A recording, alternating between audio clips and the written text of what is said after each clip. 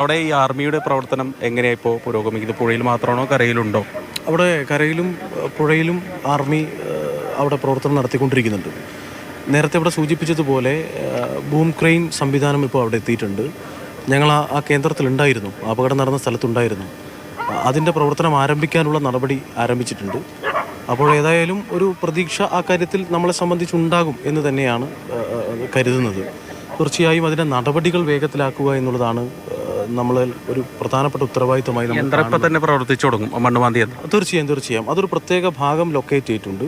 നേരത്തെ കടയുണ്ടായിരുന്ന lorry park ചെയ്തിരുന്ന സ്ഥലമെന്ന് മനസ്സിലാക്കിയിട്ടുള്ള ആ പ്രത്യേക സ്ഥലം കേന്ദ്രീകരിച്ച് മണ്ണ് വേഗതയിൽ മാറ്റാനുള്ള ഈ സംവിധാനം ഉപയോഗപ്പെടുത്തി മാറ്റിക്കഴിഞ്ഞാൽ വളരെ വേഗത്തിൽ തന്നെ നമുക്ക് നമ്മുടെ പ്രതീക്ഷയിലേക്ക്, നമ്മുടെ ഒരു ലക്ഷ്യത്തിലേക്ക് എത്താൻ കഴിയുമെന്ന് തന്നെയാണ് ഇപ്പോൾ കരുതുന്നത്. നിലവിൽ സേനാ വിഭാഗങ്ങൾ മാത്രമല്ലേ അവിടെ ഉള്ളത്? പരിശോധന പോലീസും സേനയും ഉൾപ്പെടെയുള്ളവരുണ്ട്. നമ്മുടെ കേരളത്തിൽ നിന്ന് വന്ന രക്ഷാപ്രവർത്തന സംഘമൊന്നും ഇപ്പോൾ അവിടെ അവർ അനുവദിക്കുന്നില്ല. എങ്കിലും ഏത് മാർഗമാവട്ടെ, നമുക്ക് മാർഗത്തെ സംബന്ധിച്ച് വ്യത്യസ്തമായ അഭിപ്രായങ്ങളൊന്നും ഈ സന്ദർഭത്തിൽ നമ്മൾ രേഖപ്പെടുത്താനില്ല. ഏതായാലും ഏത് സംവിധാനം ഉപയോഗപ്പെടുത്തിയും നമുക്കിപ്പം 9 ദിവസത്തിലേക്ക് എത്തിയിരിക്കുന്നു എന്നുള്ളതാണ് ഏറ്റവും പ്രധാനപ്പെട്ട കാര്യം.